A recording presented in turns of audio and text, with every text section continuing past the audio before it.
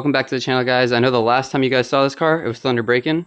Now it's at about 1,100 miles, break-in was 930, so I think it's time to see how it sounds at 9,000 RPM. Obviously, I've heard at 9,000 RPM, but now it's your turn. A few things to immediately address. A, Gulf Blue over Orange is insane. B, Porsche needs to stop putting lightweight windshield glass in their cars. And C, cold start.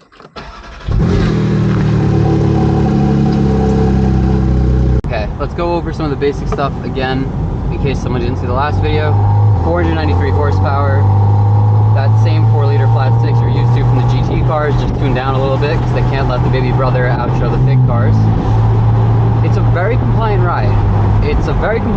But it's still stiff enough for back roads. The steering feels great. It's something that Porsche, I think, took a little time to get used to, the e-Pass electric power steering, but they've got it down great now. The Dunlop Race 2s that this car comes on when they run out of Michelins are basically semi-sets, so you gotta be careful on cold tires, and even wet tires like right now, because I just washed the car.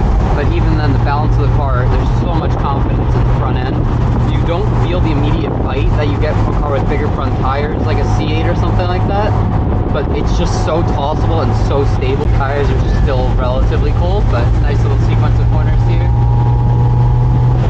For a car like this, I mean, they're such high-speed corners, they're not really corners at street speed limits, but that just talks about how stable and, I mean, just predictable this car is.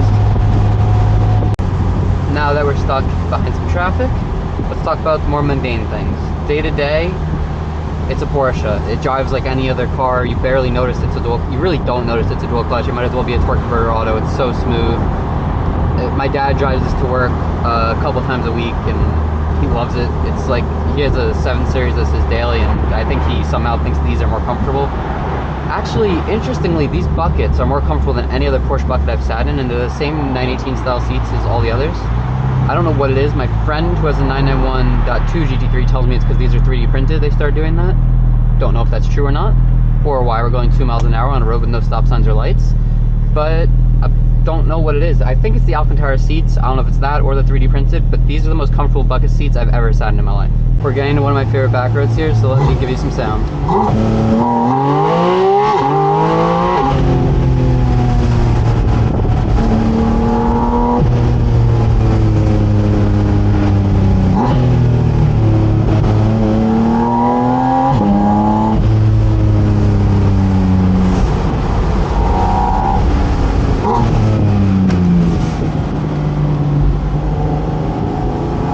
That hairpin, the steering ratio isn't great for, mainly because I'm in an RS car, so it's meant for high-speed turns.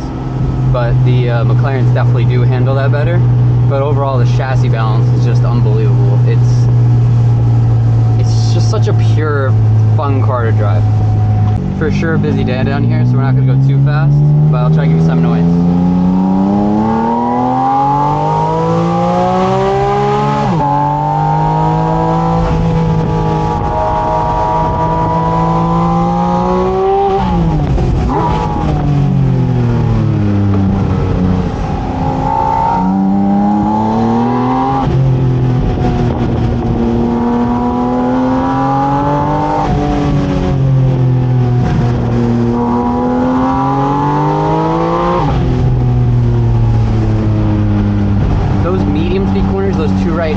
I think this is probably the best car I've driven through there. I can't tell you exactly the speedometer if it's faster than the other cars, but it's just so solid, and that engine is just obviously unbeatable. I mean, the C8Z engine's amazing, but there's just something about the blips in a PDK version of this engine. We had a 991 Speedster. I love driving manual. My daily driver's a manual, but this engine, the blips on the downshifts, there's something, I think it's just the intake too on this car specifically, right behind your ear. It's just an insane noise, and I'm not really a big noise guy in cars. Noise.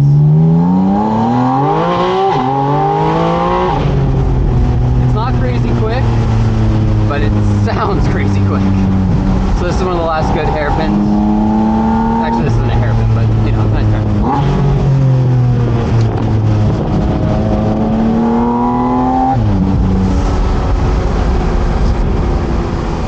back to back with my Lotus the other day, and I'm like, I enjoy the Lotus more.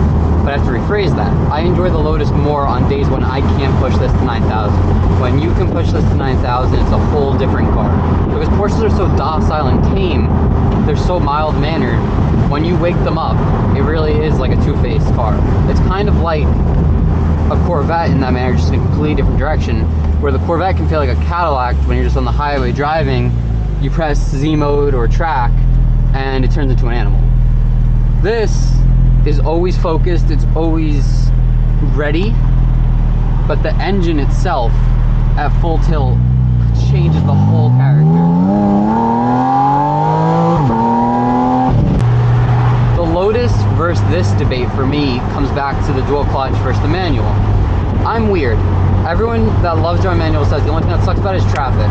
For me, daily driving a manual, and even in traffic, is the most fun part about a manual. It gives you something to do when you're just driving around. You feel you're engaged with the car, you feel like you're doing something. When I want to drive really hard on a back road or on a racetrack, I want a dual clutch. If I'm doing Tail of the Dragon, I'd rather be in this. If I'm just going to drop off some shoes at UPS, I sell shoes, I want to be in the Lotus.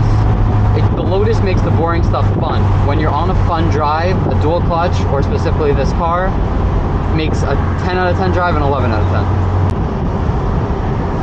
Be objective here, things I don't like, it's not a lot. So I'm used to cars, some cars that are a lot faster than this. So yes, this doesn't feel fast on the street. But that kind of works in a good way, because this is a small car, it's a very agile car. It's kind of fun to just be able to floor a car wherever. When you're in the McLarens, you can't just floor the car in first gear whenever, you will kill someone. This car, I know 500 horsepower is a lot, a little under 500 horsepower is a lot, but it's not scary at any point. It can put its power down wherever, whenever. And there's something nice about that, but at $200,000, when you could buy a Corvette with over 1,000 horsepower, it has to be a knock on the car, I'm sorry. The other thing, as good as the steering is for E-Pass, it actually is, I'd say, probably the best electric power steering I've ever driven. It doesn't come close to hydraulic. And I know that's just the world we live in, but McLaren and Lotus are still making hydraulic steering. There has to be a way to make this feel like that, or just a little bit closer. It's good, but it's not great. What it does better than all the other, but bear in mind there's a cop behind me, so I'm not gonna go crazy. But what it does better than all the other E-Pass systems is it weighs up into corners really well, really naturally. The thing is, the bite in the wheel just isn't there. That extra feel and punch, you don't get it. So when I'm in a mid-corner here, it's a little lackadaisical right now. Some absolute genius in an SUV somehow managed to clip a school bus with his mirror, I'm assuming, because the mirror's missing and the school bus is pulled over next to him. There's about 20 cops in front and behind me. So I'm going to clip some harder driving videos from my friend Kevin, who took a video from Passengers a couple weeks ago. But obviously this car, these roads.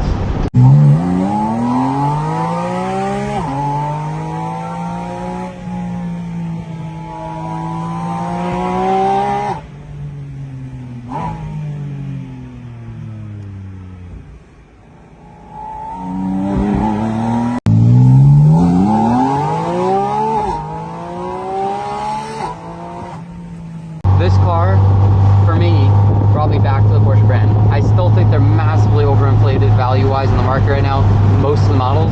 Honestly, I know this sounds biased, but not this to me. These are going a little under sticker used, especially for the higher Y-Sock spec cars like this. And I don't get it. The old Boxer Spyders are going, well, this generation, the 718 Boxer Spyders are going up in value right now. They're worth about 130, 140, judging by the last Springer trailer sales. These are probably going to fall down to 170, 180, and it's so much more car. You get that GT3 engine, you get that sound, you get the suspension. I'm just not sure where this fits into the market, because it's less than a freaking 992 Targa, which I don't get at all. I won't rant too much on the Porsche market, because I'm sure everyone knows where it is right now. It's a bit ridiculous. Even the biggest, purest guys will admit that. But this car gives me hope that Porsche can still get it right. If you did happen to capture the last video, you know before was at 9,000 RPM, red line was 7. So I couldn't give a full in-depth analysis of this car. I loved it then. I thought I'd love it a lot more once it hit 9,000. 100%. Sounds insane. The feel on the downshift is insane. It's this engine just, I mean, it's a masterpiece. What else can you say? I do all the specs for my dad on all the cars, so of course I'm biased. I chose this, but to me, full carbon hood, Gulf blue, orange stitching. As much as I love the way this car drives, I think I romanticized how good it is just because of how good it looks. To me, outside of a silver terracotta CGT, this is the best, and some 918s obviously, this is the best looking Porsche I've ever seen, especially once we get the orange cowls on there. Once driving season's over in the winter, obviously roofless car, you're not gonna drive it too much in the winter. Once driving season's over, then we're gonna switch the calipers, because right now, you don't wanna give up any driving time with this absolute masterpiece of a car. But thanks for watching, guys, and let me know what you want to see between this, the Lotus, the McLarens. I missed the Lotus on that. But let me know what kind of content you guys want to see. I do this for fun, obviously. Don't take it too seriously, but I'd still love to hear what you guys want to see.